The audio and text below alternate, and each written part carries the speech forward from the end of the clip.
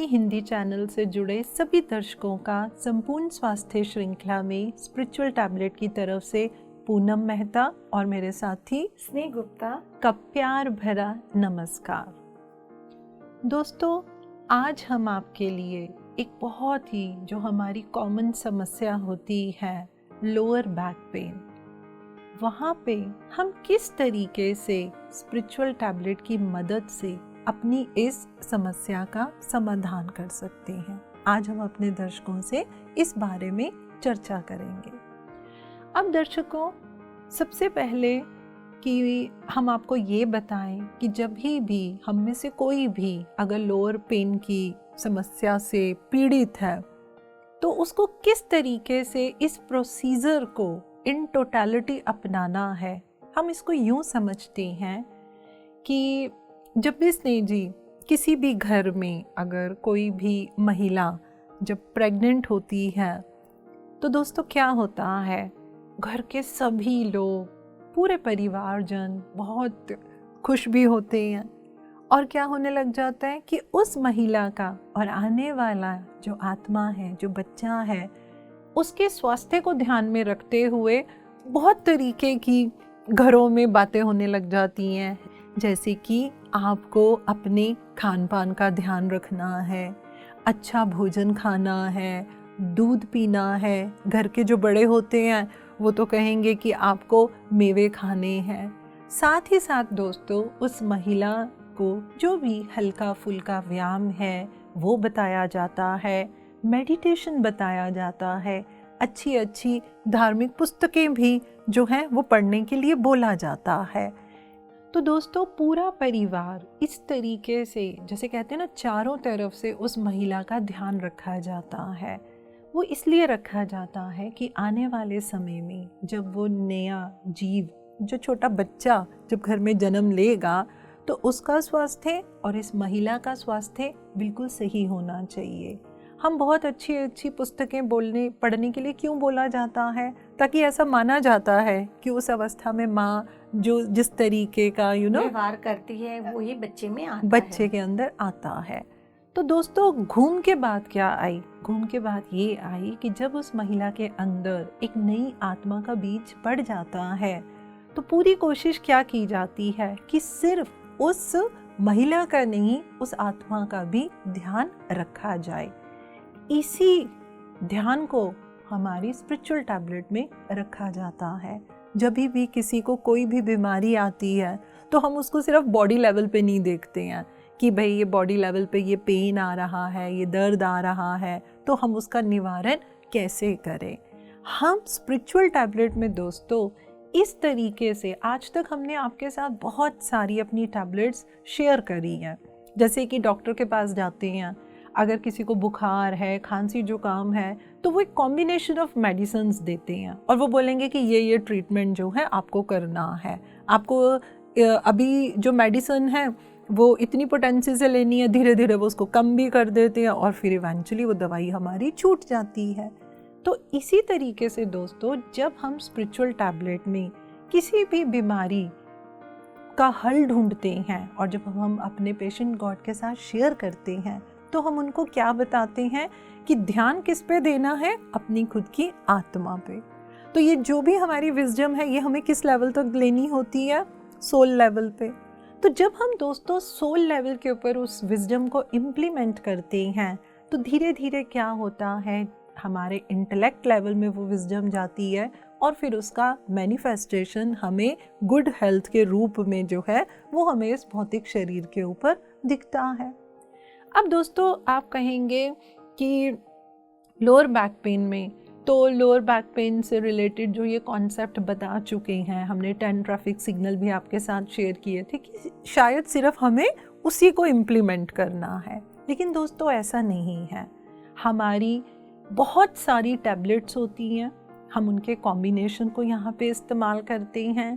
हम उन पॉइंट्स को पकड़ने की कोशिश करते हैं जिसकी कमी, जिसको भी वो समस्या होती है वो ये पकड़ने की कोशिश करता है कि भाई हाँ, मेरे में कहाँ पे कमी है, मुझे कहाँ पे उस ज्ञान को अपने ऊपर इम्प्लीमेंट करना है। और इसके साथ ही दोस्तों, हम बहुत सारी किताबें भी रिकमेंड करते हैं जो उस समस्या के कारण से जुड़ी होती हैं। अब आप समस्या का कारण ये मत सोचना कि फिजिकल के ऊपर हम बात कर रहे हैं, हम बात कर रहे हैं सोल और इंटेलेक्ट लेवल के ऊपर। साथ ही दोस्तों हम उनके ड्रीम्स को भी एनालाइज करते हैं, हम उनके विजन में या कोइंसिडेंस में जो भी ऑब्जेक्ट्स आते हैं उनको भी हम एनालाइज करते हैं, और तब कहीं जाके कुल मिला के वो जो भी हमारे पेशेंट गॉड होते हैं वो आत्मा तक से जो है वो जो रूट कॉज होता है उनकी समस्या का, वो उससे मुक्त हो पाते हैं। इसका मतलब तो पूनम जी जो आप कहना चाह रहे हैं या हम अपने दर्शकों को जो बताना चाह रहे हैं, ये बताना चाह रहे हैं कि एक टैबलेट से हमारी कोई भी समस्या ठीक नहीं होती। जैसे कि आपने कहा बुखार अगर हमें है तो हम उसके साथ पैरासीटामोल भी लेंगे, पेन किलर भी देते हैं, बॉडी एक हो जाता है, और उसके साथ हमें इन्फेक्शन हो रहा है तो हमें एंटीबायोटिक भी दी जाती है। उसी प्रकार जैसे आज हम लो बैक पेन की बात कर रहे हैं, तो लो बैक पेन में खाली हमारे ट्रैफिक सिग्नल्स ही नहीं है, और भी बहुत चीज़ें हैं कि वो पेन बॉडी के किस पार्ट पर हो रहा है वो भी मैटर करता है। जैसे हमारी जो लोअर बैक पेन है जिसकी शुरुआत हमारे मूलाधार चक्र से शुरू होती है और वो ऊपर तक, वैसे देखा जाए तो पेन ऊपर तक भी चला जाता है, लेकिन इसके लिए हमारे खाली ट्रैफिक सिग्नल्स ही नहीं, हमें बहुत सारी टैबलेट्स इसके साथ इस्तेमाल करनी होंगी, तभी हम इस समस्या का पूरा निवारण कर सकते हैं। आप यही कहना चाह रहे हैं? बिल्कुल बिल्कुल, मैं यही कहना चाह रही हूँ। और दोस्तों जैसे कि अभी स्नेह जी ने बोला कि जो हमारी लोअर बैक पेन होती है ये हमारे रूट चक्र, हमारे मूलाधार चक्र से जुड़ी होती है। हमने जब आप लोगों के साथ चक्रा की टैबलेट को साझा किया था तो हमने इससे जुड़ा पूर्ण ज्ञान आप लोगों के साथ जो है वो शेयर किया था। अब क्योंकि हम ये सीख रहे हैं कि लोअर बैक पेन में हमें किस तरीके से सारे कॉम्बिनेशन को लेके आगे चलना है, तो दोस्तों हम ये समझते हैं कि जो हमारा रूट चक्र है वहाँ पे अगर किसी भी तरीके की समस्या होती है तो उसका निवारण करने के लिए हमें दो खास बातों का ध्यान रखना है। और वो दो कारण क्या हैं? पहला कारण है हमें डर को भगाना है, बिल्कुल, और दूसरा कारण है हमें हार्ड वर्क करना है। जहाँ तक दोस्तों डर को भगाने की बात है, इस फियर को, इस डर को आज हम समझेंगे पहला अलग अलग स्थितियों में कि ये फियर किस तरीके से आता है, और दूसरा हम इसको समझेंगे जब हमारे को ड्रीम्स में फियर आता है। तो स्नेह जी, हम फियर को कैसे अलग अलग स्थितियों में समझ सकते हैं? बिल्कुल सही पूनम जी आपने कहा, क्यों फियर जो होता है चार तरह से हम इसे देख सकते हैं, क्योंकि हम जैसे आपने अभी बताया कि हमारे को कोई भी समस्या होती है तो बॉडी और माइंड लेवल पे देखते हैं हम, लेकिन इसका रूट जो होता है वो हमारा इंटेलेक्ट लेवल पे होता है, और उसी पे हमें वर्क करना होता है तो हमारा बॉडी और माइंड अपने आप ही ठीक होने लगता है, क्योंकि ये शेडो की तरह है। हमें काम बिल्डिंग पे करना है, शेडो पे तो कर नहीं सकते, तो शेडो अपने आप ही अच्छी हो जाएगी। जैसे कि अगर हम एक एग्जांपल लें कि पानी में एक पानी कहीं पर है, एक रिवर है और वहाँ कोई बिल्डिंग है, अगर कई बार आपने देखा होगा पानी हिलता है तो बिल्डिंग की शेडो भी हिलने लग जाती है, तो यानी वो शेडो जो हिल रही है उस शेडो पे काम नहीं होगा, वो बिल्डिंग पे हमें काम करना होगा। तो इसके साथ जैसे आपने कहा फियर इसी तरह से हमारा चार लेवल पे आता है। पहला बॉडी, दूसरा माइंड, तीसरा इंटेलेक्ट एंड चौथा हमारा सोल लेवल। बॉडी लेवल का फियर हम ज्यादातर आम भाषा में अगर समझें तो हर फियर इंसान को बॉडी लेवल पे ही नजर आता है, क्योंकि वो उसे कोई चोट लगने का डर है तो बॉडी पे ही लगेगी, कहीं जाने का डर है, कहीं खो गया, कुछ हो गया तो बॉडी लेवल पे। हर फियर चाहे वो थॉट लेवल पे ले रहा है चाहे इंटेलेक्ट लेवल पे ले रहा है, लेकिन एक आम भाषा में हम देखते हैं वो सिर्फ और सिर्फ बॉडी लेवल पे इंसान समझता है, क्योंकि हमारा जो कॉन्शियस माइंड होता है वो हर समय बॉडी लेवल के ऊपर ज्यादा रहता है, क्योंकि हमें ज्ञान ही नहीं होता ना, हमें समझ ही नहीं है कि इंटेलेक्ट और सोल जैसी भी कुछ चीज है, तो हम बॉडी फियर के अंदर अपने को जब ज्यादा रखते हैं। हाँ, बहुत ज्यादा रखते हैं बॉडी फियर में। जैसे बॉडी फियर क्या होता है, जब हमें किसी चोट के लगने का एहसास कई बार होता है, कहीं जा रहे हैं हमारे मन में आ जाए कहीं हमें चोट ना लग जाए, या हम अपने सर्वाइवल उसमें नहीं रहते कि हम बॉडी हैं, हम हमेशा यही मानते हैं कि हम बॉडी हैं, हम सोल नहीं हैं। यानी कि हम ये भी कहेंगे कि जब हम ईगो कॉन्शियसनेस से जुड़ के रहते हैं, हम है ना, जब हम बॉडी कॉन्शियसनेस के साथ जुड़ के रहते हैं दोस्तों, तो उस समय जो स्नेह जी बता रहे हैं कि हम लोग जो है हर समय बॉडी फियर में रहते हैं। तो हमें ये भी देखना है कि भाई कहीं मैं बॉडी फियर में तो नहीं हूँ। तो इस फियर को दूर करने के लिए तो हमें सबसे पहले यही समझना होगा कि हम एक सोल हैं, हम बॉडी नहीं है। और जबकि हम उल्टा सोच के चलते हैं कि हम बॉडी हैं, सोल नहीं है। बिल्कुल। तो इसको हमें अपोजिट समझना होगा कि दोस्तों कि हम एक सोल हैं, बॉडी नहीं है। जब आपका ये पैटर्न चेंज होगा, आपका थिंकिंग चेंज होगा, तो आपका बॉडी फियर अपने आप धीरे धीरे जाने लगेगा, जो भी आपको आता है। और यहाँ पे स्नेह जी मुझे एक वो मैंने लाइन पढ़ी थी, मुझे बड़ी अच्छी लगती है। वो ये बोलते हैं कि हमें ऐसे लगता है ना कि ये शरीर में आत्मा आई है, जबकि आत्मा ने शरीर धारण किया है। बिल्कुल। तो अगर हम इस कॉन्सेप्ट को भी अपने अंदर डाल लें ना दोस्तों, तो ये जो हमारा है कि no I am not this body, I am the soul, तो हम उस कॉन्सेप्ट को बड़े अच्छे से जो है वो समझ पाते हैं। बिल्कुल। दूसरा हमारा होता है माइंड फियर, जो हमारी सोच में रहता है।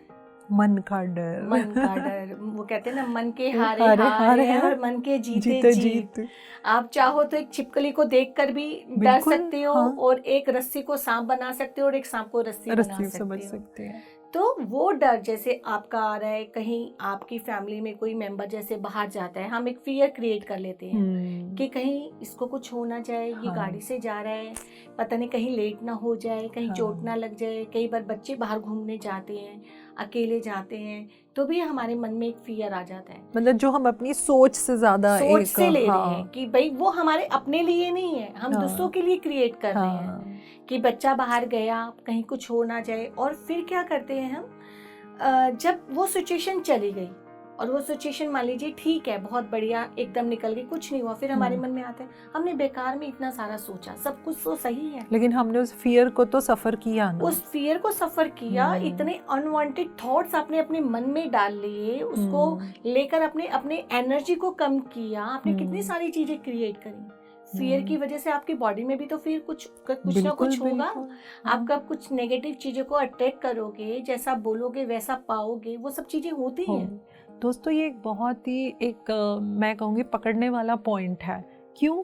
क्योंकि जब हम इस फियर में होते हैं तो ये क्या करता है, यही तो हमारे अंदर एनर्जी के ब्लॉकेजेस क्रिएट करने शुरू कर देता है, जिस वजह से जो हमारा रूट चक्रा होता है वो ब्लॉक होना शुरू हो जाता है, क्योंकि वो डर वहाँ पे हमारा जो है वो एक्यूमुलेट होना शुरू हो जाता है। बिल्कुल। क्यों? और इस फियर से हम निकल भी सकते हैं पूनम जी बाहर। कई बार कई बार बहुत ज्यादा ये प्रॉब्लम होती है, कई बार पेशेंट गोड आते हैं, उनको माइंड फियर बहुत ज्यादा होता है, क्योंकि वो खाली दिमाग शैतान का घर जिसे हम कह सकते हैं। तो हम उन्हें किसी एक्टिविटी में बिजी भी रख सकते हैं कि वो कुछ ना कुछ लर्निंग लें, कोई एक्टिविटी सीखें, कुछ करें जिससे उनका जो मन कहीं और लगे और वो डाइवर्ट हो जाए, उस तरह का फियर क्रिएट ना करें। तीसरा फियर होता है हमारा इंटेलेक्ट फियर। अब इंटेलेक्ट फियर तो सब सोचेंगे ये कौन सा फियर है, ये तो चलो दोनों समझ में आ गए हमें। इंटेलेक्ट फियर कैसा फियर है दोस्तों? इंटेलेक्ट फियर ऐसा फियर होता है जो आपकी बुद्धि से रिलेटेड होता है। जैसे मान लीजिए आपका एग्जाम है, एग्जाम से पहले फियर आ गया, आपका वहाँ बुद्धि को प्रयोग होना है और उस एग्जाम को देने से पहले, जबकि आप हर बार एग्जाम देते हैं, ऐसा नहीं है हर क्लास में एग्जाम देते हैं, बार बार एग्जाम देते हैं, फिर भी एग्जाम जाने से पहले फियर आ जाते हैं, कल पता नहीं क्या होगा, अभी पता नहीं कैसे देंगे, क्या करेंगे हम। वो फियर जो हम क्रिएट करते हैं, कई बार स्टेज पे जाने का फियर, कुछ भी विजडम या टेक्नोलॉजी या हम बुद्धि से रिलेटेड जो फियर क्रिएट करते हैं, वो वाला फियर हमारा इंटेलेक्ट फियर में आता है। इसको दोस्तों हम यूं भी समझ सकते हैं कि जो हमारा मन होता है वो हमारी इंद्रियों के ऊपर होता है, तो जो मन का फियर है वो हमारी इंद्रियों से जुड़ा होता है, जो हम देखते हैं, सुन रहे हैं, स्पर्श कर रहे हैं, उससे रिलेटेड जो हमारे को डर आता है वो हमारा माइंड लेवल का रहेगा। माइंड के ऊपर होता है हमारा इंटेलेक्ट लेवल। तो वो जो इंटेलेक्ट लेवल का डर होता है ना, वो माइंड और उसके अंदर ना, वो जैसे कहते हैं ना, भागता रहता है। क्यों? क्योंकि जब तक आपके अंदर विजडम पूरे तरीके से नहीं आती है, जब तक आप कॉन्फिडेंस में नहीं रहते हैं, तो वो डर आपके अंदर नहीं आएगा। अगर आप किसी भी भाव में इंटेलेक्ट लेवल के ऊपर थोड़े से भी वो क्या बोलते हैं ना असमंजस्य में है तो वो क्या होगा, वो भय के रूप में, वो इंटेलेक्ट फियर के रूप में जो है वो हमारे ऊपर दोस्तों हावी हो जाता है। और जब भी हम फियर को कैरी करेंगे तो क्या होगा, वो हमारे रूट चक्रा के ऊपर असर डालेगा।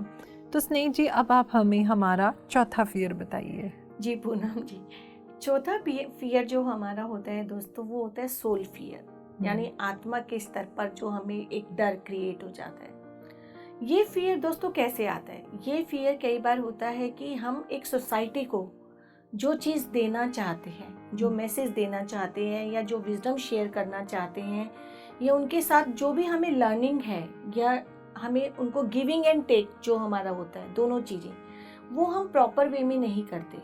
हमें कहीं ना कहीं प्रॉपर मैसेज जो देना है, हमारी तैयारी है बट हम नहीं दे रहे उन्हें, किसी भी रीज़न की वजह से वो मैसेज पूरा नहीं जा रहा। तो ये हमारी सोल के ऊपर इसका आक्रमण एक तरह से हम कह सकते हैं और हमें सोल फियर आ जाता है। अब सोल फियर तो बोले तो वो सोल फियर पूनम जी आप बताइए जरा कैसा होता है जो हमारे दर्शकों को समझ में आए। नहीं, बिल्कुल बहुत अच्छे से स्नेह जी ने बता दिया है कि जब हम सोल फियर में होते हैं तो जैसे कि अगर चलिए हम उसको एक स्पिरिचुअल वे में भी समझें तो जो हमारी आत्मा होती है, अगर हमारे को स्पिरिचुअल वे में ही जैसे किसी को कुछ बताना है, कुछ शेयर करना है, तो हमें ऐसा लगेगा नहीं ये काम तो जो है ये मैं नहीं कर सकती, कोई और कर ले, मैं तो एक दर्शक का रोल कर सकती हूँ, मैं एक वक्ता का रोल नहीं कर सकते। तो उससे दोस्तों क्या होता है, हम अपनी सोल को, जो हमारी सोल का पर्पस है, जो उसका लेसन्स है, जो हमारे को अपनी चेतना का विस्तार करना है, वो हम नहीं कर पाते हैं। और सोल फियर की वजह से भी कई बार क्या होता है कि जो हमारे 10 ट्रैफिक सिग्नल्स के जो रूल्स हैं हम उनको भी जो है ढंग से इम्प्लीमेंट नहीं कर पाते हैं। तो दोस्तों ये तो अब हमने जाने कि जो हमारा फियर होता है, जो भय होता है, वो किन 4 स्थितियों में हो सकता है और किस तरीके से वो हमारे रूट चक्रा को ब्लॉक करता है। अब हम बात करेंगे स्नेह जी फियरफुल ड्रीम्स के बारे में। ड्रीम्स, सपना, स्वप्न, सपनों की दुनिया। जब हम दोस्तों ड्रीम्स की बात करते हैं ना तो बड़ा मज़ा आता है। ऐसा कई बार होता है जब हम सो के उठते हैं, कभी कभी बहुत अच्छा ड्रीम आता है, तब तो हम बड़े खुश होते हैं, हम बड़े उत्साह से भरे होते हैं, अरे वाह आज तो मैंने बड़ा अच्छा ड्रीम देखा। लेकिन किसी किसी दिन कुछ ड्रीम्स ऐसे आते हैं दोस्तों जो हमें इतने हेल्दी टेस्ट में नहीं लगते, तो हम परेशान से हो जाते हैं, ऐसा ड्रीम मुझे क्यों आ रहा है। कभी कभी दोस्तों हमें ऐसे ड्रीम्स आते हैं जो हमें ऐसे लगता है it is not making any sense, हमें उसका जो है कुछ बेस ही नहीं समझ आता कि ये हमें क्यों आ रहा है, किस तरीके से आ रहा है। तो दोस्तों हमें जो स्वप्न है वो हमें निद्रा की अवस्था में आते हैं। अब यहाँ पे मैं एक बहुत छोटा सा पॉइंट बहुत सिंपल शब्दों में क्लियर करने की कोशिश करूँगी। दोस्तों हमारा ना एक कॉन्शियस माइंड होता है, जैसे कि मैं बोल रही हूँ और आप सुन रहे हैं। एक हमारा सब कॉन्शियस माइंड होता है, जैसे कि अगर हम एक दूसरे से ये पूछें कि अच्छा 2 दिन पहले आप कहाँ थे इस समय, तो स्नेह जी थोड़ा सा याद करेंगी लेकिन वो बता देंगी कि हाँ मैं 2 दिन पहले कहाँ थी। फिर दोस्तों हमारा एक सुपर कॉन्शियस माइंड होता है, वहाँ तक पहुँच के हम चीज़ों को इस तरीके से जो है हम नहीं निकाल सकते हैं। अब दोस्तों मैं इसको एक मज़ेदार कहानी के रूप में मैं आपको समझाने की कोशिश करती हूँ। अब सारा दिन होता क्या है, हम कॉन्शियस माइंड से ही तो काम करते हैं, जो हम देख रहे हैं, जो हम सुन रहे हैं, हम टेस्ट कर रहे हैं, हम स्पर्श कर रहे हैं, हम उसके हिसाब से ही सारा दिन डुअलिटी बेसिस के ऊपर जो है वो हम सोच करते रहते हैं। और कभी कभी क्या होता है दोस्तों कि जब हमारी एनर्जी थोड़ी डिप्लीट होती है, हम एंजाइटी में जाते हैं, हम नेगेटिव विचारों को पकड़ लेते हैं, तो वो जो हमारे अंदर हमारा सबकॉन्शियस माइंड होता है ना, उसकी स्थिति पता है कैसी होती है, उसकी स्थिति होती है एकदम शांत, परम सत्य की स्थिति होती है। लेकिन हम अपने कॉन्शियस माइंड से क्या करते हैं, हम उस सबकॉन्शियस माइंड को ना डिस्टर्ब करते हैं। वो कहता है कि भाई मैं तो शांत से बैठा हुआ हूँ, लेकिन ये कॉन्शियस माइंड जो है ये सेंसेस के ऊपर काम कर करके और जो अंदर विचार डाल रहा है वो क्या कर रहा है, उससे मुझे बड़ा डिस्टर्ब कर रहा है। अब यहाँ से शुरू हो जाती है माइंड की रिवेंज की बात। अब माइंड क्या करता है, जब हम सोते हैं तो सबकॉन्शियस माइंड कहता है अरे ये कॉन्शियस माइंड इतने आराम से कैसे सो रहा है। तो तो दोस्तों वो क्या करता है, हमने जो जो अभी तक लाइफ में करा होता है या हमने पूरे दिन में जो हम सोचते हैं, जो हम करते हैं, वो उसी चीज़ों को वहाँ पे जो है हम ये कह सकते हैं कि एक मूवी बना के ड्रीम के फॉर्म में वो हमें दिखाता है। तो वो हमें ड्रीम्स हमें ये बताते हैं आप अपने कॉन्शियस माइंड से आप क्या गलती कर रहे हैं, आपका देखने का नज़रिया क्या है, आपकी परसेप्शन क्या है, वो हमें वो दर्शाते हैं जो कभी कभी हम समझ पाते हैं और कभी कभी नहीं समझ पाते। इसी तरीके से दोस्तों जब हम गहरी नींद में होते हैं तो वो होता है हमारा super conscious mind. Super conscious mind से जुड़ के जब हमें ड्रीम्स आते हैं तो वो हमारे को ज़्यादा हमारे आने वाले फ्यूचर के बारे में बताते हैं। वो हमें ये दर्शाते हैं आप इस स्थिति को पा सकते हैं, I mean as per your dream. मतलब don't take it as a statement, जो भी हमारा ड्रीम आएगा उस ड्रीम की डिकोड करके हम ये देख सकते हैं कि वो हमें बता क्या रहे हैं। तो ये दोस्तों मैंने इसलिए समझाया है आपको कि हम जो सोचते हैं कि जो देख रहे हैं सुन रहे हैं वही सब कुछ है, नहीं, कॉन्शियस माइंड भी है, हमारा सब कॉन्शियस माइंड भी है और हमारा सुपर कॉन्शियस माइंड भी है सब कुछ हमारे अंदर ही। तो आप ये देखिए कि सिर्फ एनर्जी से नहीं, हम उस विजडम को भी हमें जोड़ जोड़ के जो है एक एक कदम आगे रखना होता है। तो स्नेह जी अब आप हमें ये बताइए हमारे ड्रीम्स भी कितने प्रकार के होते हैं? पूनम जी ड्रीम भी हमारे 4 प्रकार के ही होते हैं, क्योंकि पहला ड्रीम जो हमारा होता है वो पिटफॉल ड्रीम होता है। पिटफॉल ड्रीम बोले तो हम कह सकते हैं जो हम डेली अपने जीवन में सुबह से शाम तक कई बार जो हम करते हैं वो हमें कई बार रात को स्वप्न में नजर आती हैं चीज़ें। अच्छा। आपने देखा भी होगा कई बार हम कहते हैं आज अभी ये दिन में हुआ था, रात को वो ड्रीम में भी आ गया। बहुत सारे लोगों को वही होता है कि जो वो दिन में एक्टिविटीज कर रहे हैं वो बहुत सारी चीजें उन्हें रात में स्वप्न में दिखाई देती हैं। और दोस्तों यहाँ पे मैं ये बोलूँगी, दिन में एक्टिविटीज़ करने का मतलब सिर्फ ये मत लेके देना जो हम एक्चुअल करते हैं, हम जो सोच भी रहे हैं, हाँ। हम जो महसूस भी कर रहे हैं, हमारा मतलब यहाँ पे इन सबसे है जो हाँ। आपके अंदर चल रहा है या जो बाहर चल रहा है, वो दोनों रूप में आप अपने ड्रीम में दे सकते हैं, जिसे हम पिटफॉल ड्रीम्स कहते हैं। जो इस टाइप की ड्रीम्स होती हैं लगभग जब आप मेडिटेशन करने लगते हैं, ध्यान से जुड़ जाते हैं, तो लगभग 6 महीने में ये 70% आपकी खत्म हो जाती है, क्योंकि ये इनका कोई यूज नहीं होता। ये अननेसेसरी ड्रीम्स होती हैं आपकी लाइफ, क्योंकि हमारे अननेसेसरी थॉट्स भी तो होते हैं ना, क्योंकि हम कभी अंदर या बाहर कुछ भी अननेसेसरी कर जाते हैं। हाँ। दूसरा ड्रीम हमारा होता है प्रिडिक्शन ड्रीम, यानी फ्यूचर रिलेटेड ड्रीम। जब हम ध्यान में आ जाते हैं तो हमें बहुत ज़्यादा अपने फ्यूचर से रिलेटेड ड्रीम्स नज़र आते हैं। हम जो मेजर और माइनर स्लीप करते हैं उसके बाद जो हमें ड्रीम्स आते हैं वो हमें फ्यूचर रिलेटेड होते हैं, हमें गाइड करते हैं हमारे ड्रीम्स कि हमें आगे कैसे बढ़ना है, कौन सा पाथ है, क्या है, वो फ्यूचर रिलेटेड हमारे ड्रीम्स होते हैं। तो स्नेह जी अब तीसरा ड्रीम कौन सा रहा हमारा? तीसरा ड्रीम पूनम जी हमारा होता है वाई जंक्शन ड्रीम, जिसे हम एक वाई होता है, वाई के 2 रास्ते होते हैं, टेल एक ही होती है लेकिन वे 2 होते हैं, ऐसे ये ड्रीम होता है। तो ये ड्रीम हमें 2 जो ये रास्ते बोल रहे हैं कि ऐसे वाई की तरह, वो क्या हुआ? वो जैसे कि आपको ड्रीम में आपका वो ड्रीम गाइड करता है। कई बार क्या होता है आपकी लाइफ की सिचुएशन ऐसी होती है, आप मान लीजिए स्पिरिचुअल भी हैं हाँ। और फिजिकल भी हैं, लेकिन कोई डिसीजन लेते समय आपको ऐसा लगता है कि मैं इसको स्पिरिचुअली करूं या मैं इसको मटेरियलिस्टिक वे में करूं। आपके फैमिली मेंबर्स अगर ज्यादा मटेरियलिस्टिक हैं तो वो तो उसी वे में बताएंगे आपको हाँ। कि नहीं हमें इसी वे में जाना चाहिए। जैसे एक एग्जांपल लेते हैं इसमें कि मान लीजिए आपको अपनी बेटी की या बेटे की मैरिज करनी है, आप स्पिरिचुअल हैं एज ए मदर, तो आप ये सोचेंगी कि मेरे बेटे के लिए या बेटे के लिए जो भी वुड भी है वो ऐसा होना चाहिए, वो स्पिरिचुअल भी हो। आप उसको फाइनेंशियल इतना स्टेटस नहीं देखेंगी, आप उसकी सोल को ज्यादा देखेंगी कि उस इंसान की सोच का और उसकी आत्मा का ज्यादा अच्छा होना जरूरी है, ना कि उसका बैंक बैलेंस कितना है। लेकिन आपके जो फैमिली मेंबर्स जो मेटेरियलिस्टिक हैं वो ये देखेंगे कि इसका बैंक बैलेंस कितना है, ये स्टेटस इसका कैसा है, मेरी बेटी या बेटा वहाँ खुश रहेगा। हो सकता है वो बोले कि नॉन वेज भी खाता है तो क्या है, तो वो देखेंगे। तो जब हम इस सिचुएशन में होते हैं और हम स्पिरिचुअल होते हैं तो हाँ। हमारे ड्रीम्स, जैसे अभी हमने पिछले ड्रीम में बात करी, प्रेडिक्शन ड्रीम हमें गाइड हाँ। करते हैं, तो ये वाई जंक्शन ड्रीम हमें सपने में आके गाइड करते हैं कि आपको किस तरह का डिसीजन लेना चाहिए।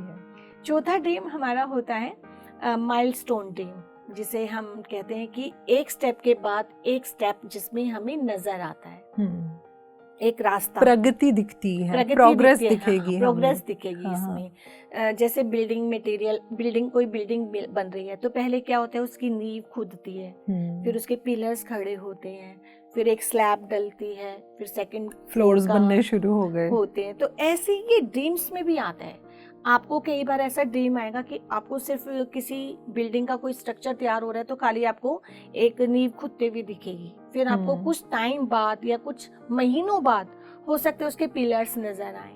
मतलब वो इतने छोटे छोटे स्टेप्स होते हैं, कई बार तो हम उन्हें संभाल भी नहीं पाते कि ये ड्रीम है, ये क्या है, कि ये हो क्या लेकिन कुछ टाइम बाद या हम कुछ मंथ या कई बार ईयर के बाद भी उस ड्रीम का नेक्स्ट पार्ट आ जाता है हमारी लाइफ में। तो वो हमें आगे कि हम जिस स्टेज पे चल रहे हैं, हमारे जो लेवल है इस टाइम प्रगति का, वो हमारा लेवल शो करता है कि हम कौन से लेवल पर हैं। ये इस तरह के ड्रीम्स हमारे आते हैं। तो दोस्तों देखो, हमें अब ये भी समझ में आया ड्रीम कहाँ कैसे आते हैं, हमें ये भी पता चल गया 4 तरह के ड्रीम होते हैं। तो जो हमारी लोअर बैक की समस्या है उसमें जब हम अपने ड्रीम्स को एनालाइज करते हैं तो हम उसके अंदर एक स्टेप और आगे जाते हैं। हम ये भी जानकारी लेने की कोशिश करते हैं कि ये इंडिविजुअल फियर का ड्रीम है कि ये हमारा कम्युनिटी यानी कि समाज से जुड़ा हुआ फियर है। जब हमारे पेशेंट गॉड हमें ड्रीम्स बताते हैं तो हमारे जितने एक्सपर्ट काउंसलर्स हैं, हम उनकी डिकोडिंग करते हैं, हम पूरा उसका पता लगाते हैं। अगर वो ड्रीम हमें इंडिविजुअल फियर का ड्रीम लगता है तो उसको दोस्तों लगभग 40 से 50% तक हम उसको मेडिटेशन से दूर कर सकते हैं। और बाकी जो होता है, हम जब उन ड्रीम्स को एनालाइज करते हैं और हमारे पेशेंट गॉड ये ढूंढ पाते हैं कि असल ज़िंदगी में कहाँ पे मैं अपनी सोच में या मैं अपनी फीलिंग में या मैं अपने एक्ट पे कहाँ पे गलती कर रहा हूँ, मैं किस चीज़ के किस फियर को मैं होल्ड करके बैठा हुआ हूँ, तो वहाँ क्या होता है दोस्तों, ये जो इंडिविजुअल फियर होता है इसका निवारण होना शुरू हो जाता है। ये जो डर होता है ये हमारे अंदर से निकलना शुरू हो जाता है। और जैसे जैसे ये डर हमारे अंदर से निकलता है दोस्तों, हमारे जो रूट चक्रा के अंदर जो ब्लॉकेजेस होते हैं, जो मूल कारण है हमारी लोअर बैक पेन का, वो भी जो है धीरे धीरे दूर होना शुरू हो जाता है। इसके साथ ही हम दोस्तों बात करेंगे जो हमारा कम्युनिटी फियर है, समाज से जुड़ा हुआ फियर है। उस समय हमें कुछ इस तरीके के ड्रीम आते हैं कि जैसे मैं कहीं जा रहा हूँ, कुछ लोग मेरा पीछा कर रहे हैं, वो मुझे मार रहे हैं, और इसी तरीके से कुछ और आपको संकेत आते हैं जो हम अपने ऑब्जेक्ट साइंस में भी लेके चलते हैं, जिनसे दोस्तों हमें ये पता चलता है कि जिस पे पर्सन को ये ड्रीम आ रहा है ये किसको इंडिकेट कर रहा है, ये कम्युनिटी से जुड़े हुए फियर को इंडिकेट कर रहा है। अब फिर जब इस ड्रीम की मदद से ये समझ में आ गया कि भाई ये आपके अंदर छुपे कौन से डर को दर्शा रहा है, तो फिर क्या होता है, उस पर्सन को अपना जो है थोड़ा इंट्रोस्पेक्शन करना पड़ता है, और तब वो ढूंढ पाते हैं हाँ मेरे को, कईयों को क्या होता है बहुत छोटी छोटी चीज़ें भी कई बारी निकलती हैं, स्टेज ही फियर है, मुझे लोगों के सामने बोलने का डर लगता है। तो ये जो ड्रीम्स आते हैं दोस्तों, ये हमारी बहुत मदद करते हैं कि हमें अपने अंदर से जो है इस डर को, इस भय को जो है वो निकालना है। जब दोस्तों हम लोगों ने अपने अंदर से फियर को निकाल लिया, हमने अब अच्छे से समझा है चारों स्थितियों में, अब ये ऐसा नहीं है कि सुना और निकल गया। जब हम उसके ऊपर काम करते हैं तो हमें समय लगता है इस चीज़ को, इस पॉइंट को पकड़ने में, ढूंढने में। लेकिन जब हमने अपनी स्थिति में से फियर को निकाल लिया, हमने अपनी ड्रीम्स की गाइडेंस को समझ लिया, और जब हम इसमें आगे बढ़ते हैं दोस्तों, तो अब आता है हमारा हार्ड वर्क। अब हार्ड वर्क बोलें तो क्या हम यही मतलब लेके चलें कि हमें बड़ी कड़ी मेहनत करनी है? पूनम जी, हार्ड वर्क मीन्स है तो कड़ी मेहनत, लेकिन वो कड़ी मेहनत हमें कोई गड्ढा नहीं खोदना, कोई बिल्डिंग नहीं बनानी, वो कड़ी मेहनत हमें अपने ऊपर करनी है। कि जैसे आपने कहा कि हमें फियर अगर निकालना है या कुछ भी हम कर रहे हैं तो उसमें हमें हार्ड वर्क करना पड़ेगा।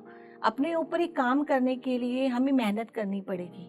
अगर हमें मेडिटेशन स्टार्ट किया है तो उसमें भी हमें लगातार ज़्यादा से ज़्यादा ध्यान शुरू करना पड़ेगा, किताबें पढ़नी पड़ेंगी, स्वाध्याय करना पड़ेगा, सज्जन सांगत्य करना पड़ेगा, तब जाके हमारा वो हार्ड वर्क हमारा फेज शुरू होता है। और इसको हम दूसरे रूप में देखें तो हम इसे ट्रू डिफिकल्टीज के रूप में भी देख सकते हैं।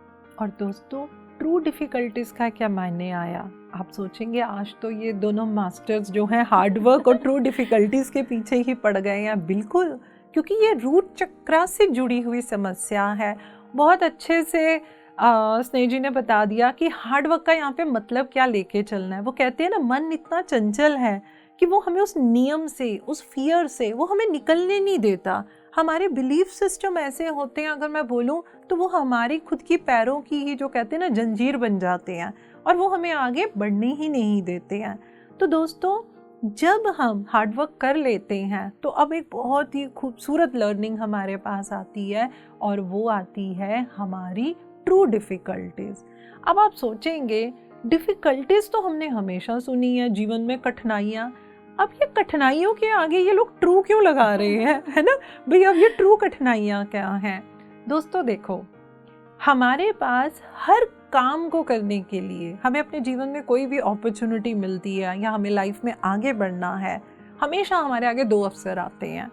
एक आता है मटेरियलिस्टिक वे से, हम अपने बिलीफ सिस्टम के हिसाब से आगे बढ़ते रहें, और दूसरा होता है हम स्पिरिचुअल वे से आगे बढ़ें। अगर मैं भी बात करूं, जो लगभग 4 से 5 साल होने वाले हैं जब मैं स्पिरिचुअल टैबलेट में आई थी, तो अगर मैं भी बोलूं तो हाँ, मैं वाई जंक्शन पे खड़ी हुई थी। मैं इतनी ज़्यादा वर्क एल्कोहलिक थी अपने काम को लेकर कि मतलब कभी कभी ना मेरे घर में भी ये बोला जाता था कि मम्मा को तो ना बस 5 मिनट भी रेस्ट नहीं करना। और मैं अपने काम में मैं इतने जुनून में थी, जबकि मैं 13 साल की उम्र से ही मैं परमहंस योगानंद जी से कनेक्टेड हूँ और मैं क्रिया योगिनी हूँ और मैं वो प्रैक्टिस भी करती हूँ। लेकिन मैंने नोटिस किया, वो तो जब मैंने बाद में समझा ना, मैं इंडिविजुअल लेवल पर बहुत ज़्यादा इन्वॉल्व थी कि मेरे को ट्रू डिफ़िकल्टीज़ में जाना है। तो उसका मतलब क्या है?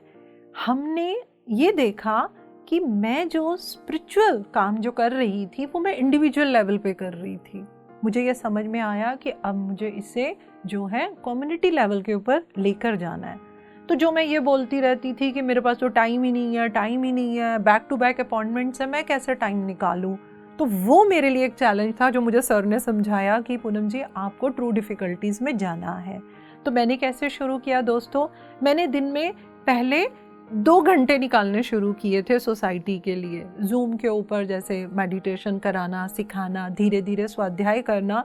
और आज दोस्तों मैं खुद हैरान होती हूँ कि भाई है तो वही 24 घंटे। अगर चलो हम कहें हमने 8 घंटे सो भी लिया तो बाकी का जो समय है बिल्कुल मेरा प्रोपोर्शनेट जाता है। मेरा आधा समय जो मेरा प्रोफेशन है उसमें जाता है और आधा समय जो है वो मेरा स्पिरिचुअल वे में जाता है। तो इससे भी जो मेरी समस्या थी बैक पेन की, उसमें मेरे को काफ़ी हेल्प हुई थी। अब दोस्तों, इसके बाद हम इस अपना जो हमारा पैकेज है हमारी लोअर बैक पेन की समस्या से बाहर आने का, अब हम यहाँ पे अप्लाई करते हैं हमारे 10 ट्रैफिक सिग्नल्स। वो ऑलरेडी उनके बारे में डिटेल में हम लोगों ने जो है वो एपिसोड किए हुए हैं, तो आप लोग वो देख भी सकते हैं।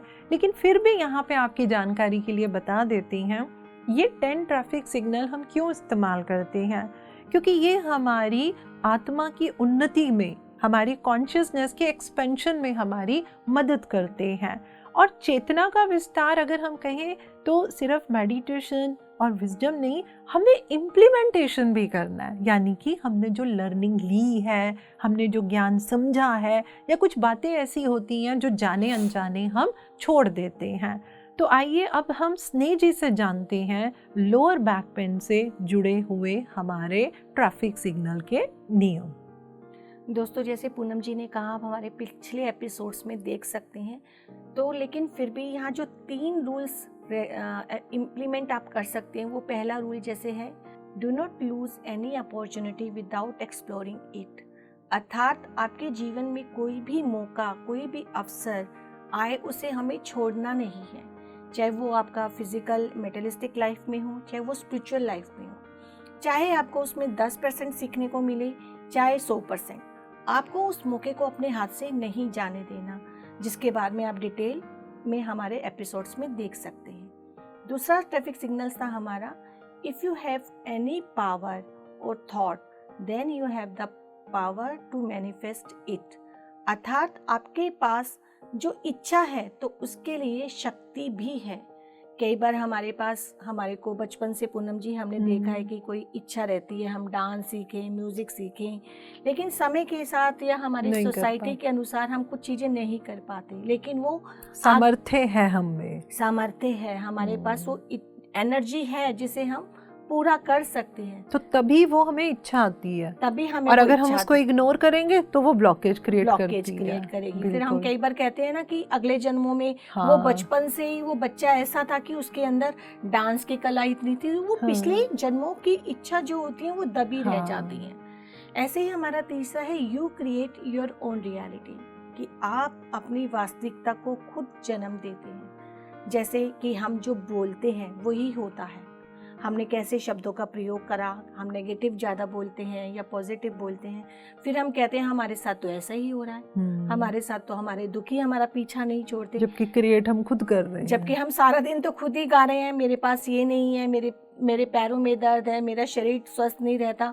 तो क्रिएशन तो आप खुद करे जा रहे हैं, तो आप स्वस्थ कैसे रह सकते हैं। तो ये 3 ट्रैफिक सिग्नल्स को दोस्तों जब हम अपना लेते हैं तो हमारा लोअर बैक पेन काफ़ी हद तक पूरे पैकेज के साथ आप जब करेंगे तो ठीक हो जाता है। तो दोस्तों इसी के साथ हमारे पास जब कोई भी पेशेंट गॉड काउंसलिंग पर आते हैं तो उनकी स्थिति के हिसाब से और भी बहुत सारी टैबलेट्स जो हैं हम उन्हें सजेस्ट करते हैं, हम उन्हें समझाते हैं और उसके ऊपर काम किया जाता है।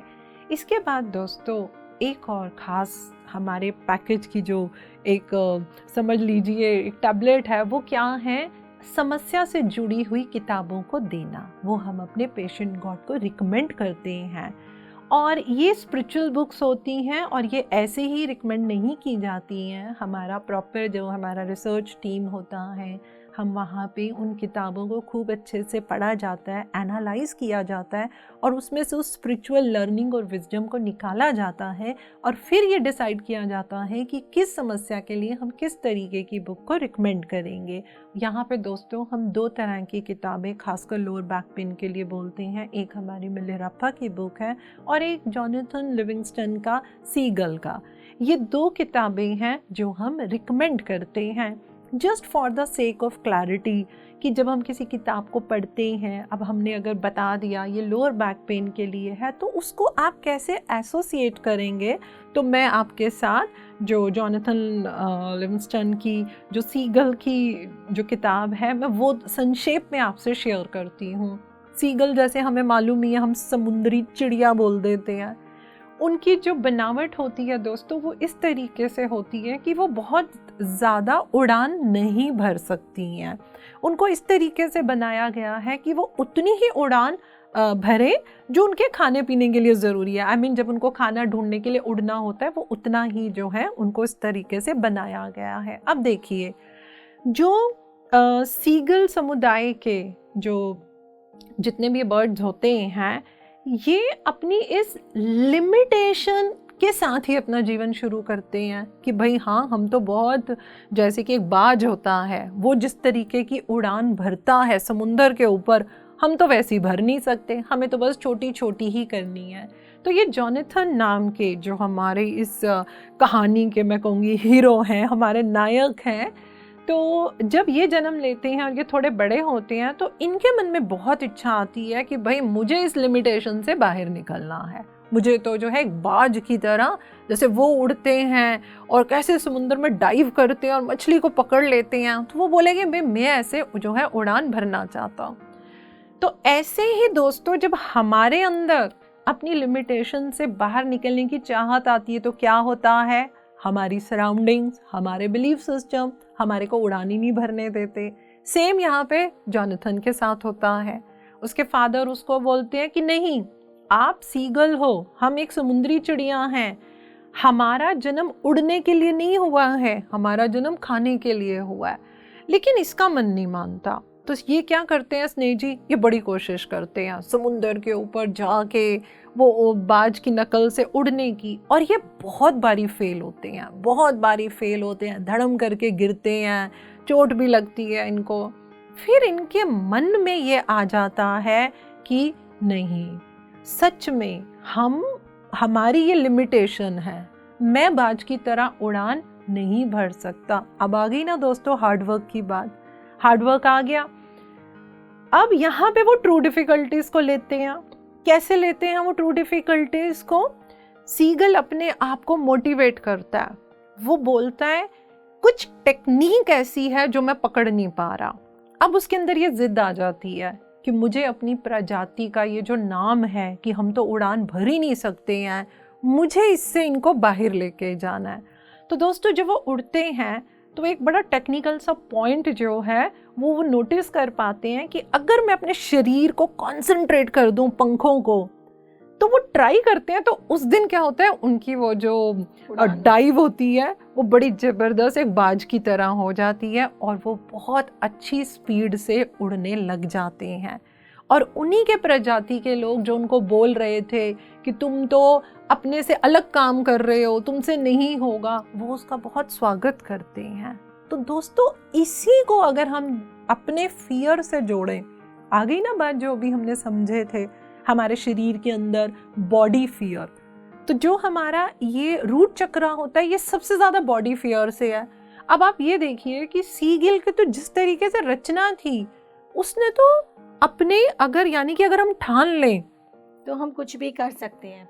तो देखिए उसने अपने इंटेलेक्ट लेवल से उस चीज को जांचा कि मुझे किस तरीके से उड़ना चाहिए ताकि मैं भी उतनी स्पीड से जो है उड़ान भर सकूं। तो इसी तरीके से दोस्तों हमारी एक और बुक है और वो मिलेरप्पा की है। हाँ, उसमें भी पूनम जी बिल्कुल ऐसे ही हार्डवर्क के बारे में ही बताया है, क्योंकि जो मिलेरप्पा थे वो उनके जो गुरु थे उनको ऐसा हार्डवर्क देते हैं करने के लिए, ऐसे कार्य देते हैं कि कई बार वो इतने हताश हो जाते हैं और बस सोचते हैं मैं आज भाग जाऊँ, छोड़कर भाग जाऊँ। और कई बार एक बार उनकी गुरु माँ ने भी उनकी हेल्प करी थी कि वो उनको वहाँ से भगा भी देती है, लेकिन उनके जो गुरु होते हैं उन्होंने उनको इतना अच्छा लेसन दिया कि आप जितना हार्डवर्क करोगे और वो कहाँ जाकर एक योगी, फेमस योगी बने थे। तो दोस्तों ये तो है ही, आपके गुरु या आपके टीचर या एक आपके काउंसलर जो भी आपको बताएं, हम उस लेवल पे अगर हम काम करेंगे, चाहे वो हम हैं चाहे वो आप हैं, तो डेफिनेटली हमारी जो भी प्रॉब्लम है वो धीरे धीरे सॉल्व होंगी। हार्ड वर्क तो हमें हर जगह करना ही पड़ता है, बिल्कुल, फिर हार्ड वर्क से आप आगे बढ़ते हो ट्रू डिफिकल्टीज पे, और हम उस चीज को जो है वो पा लेते हैं। तो दोस्तों इसके बाद हम जो हमारा स्पिरिचुअल टैबलेट का मेन है, हम ऑब्जेक्ट साइंस को यूज़ करते हैं। कैसे?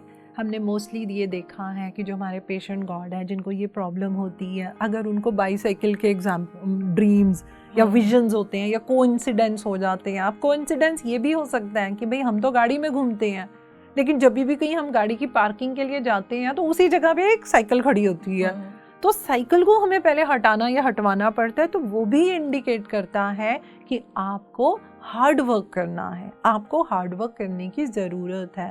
एंड ऑफ कोर्स दोस्तों इन सब के साथ जो हमारी बेसिक 12 टैबलेट है, जिसके अंदर हमारा ध्यान आता है, हमारा स्वाध्याय आता है, संजन सांगत्य आता है, नेचर के साथ रहना आता है, हमारा एक 10 एनर्जी सपोर्ट सिस्टम हम वो भी समझाते हैं उनको, और हम पेशेंट गॉड की स्थिति के हिसाब से हम उनकी सोल स्कैनिंग करते हैं। सोल स्कैनिंग हमारा एक टूल्स है जो हम एज ए काउंसलर इस्तेमाल करते हैं। जैसे कि जब हम डॉक्टर्स के पास जाते हैं वो हमारे बहुत टेस्ट लेते हैं, ब्लड रिपोर्ट है, एक्सरे है, तो ऐसे ही दोस्तों हम जो है सोल स्कैनिंग करते हैं। और रेगुलर काउंसलिंग के साथ हमारे जो पेशेंट गॉड होते हैं उनके ड्रीम्स के एक्सपीरियंसेस आते हैं, उनको विजन्स आते हैं, कई बार उनको मास्टर्स कनेक्ट होते हैं, तो वो हम एक रूपरेखा बनाते हैं, वो हम एक प्रोग्रेस रिपोर्ट बनाते रहते हैं और साथ साथ हम अपने पेशेंट गॉड को गाइड करते रहते हैं। और इस पूरे कॉम्बिनेशन को कोई भी पेशेंट गॉड जब इम्प्लीमेंट करता है तो दोस्तों शुरू में आपकी जो कमर की समस्या होती है वो कम होती है, धीरे धीरे वो और कम होती है और फिर एक स्थिति ऐसी आती है कि वो जड़ से भाग जाती है। हम उम्मीद करते हैं कि आज हमने कमर दर्द से जुड़ा जो ये ज्ञान आपके साथ साझा किया है ये आप सबके, हम सबके जो है काम आएगा, हमें इस पीड़ा से दूर कराएगा। इसके साथ दोस्तों आप सबको मेरा और स्नेह गुप्ता जी का धन्यवाद।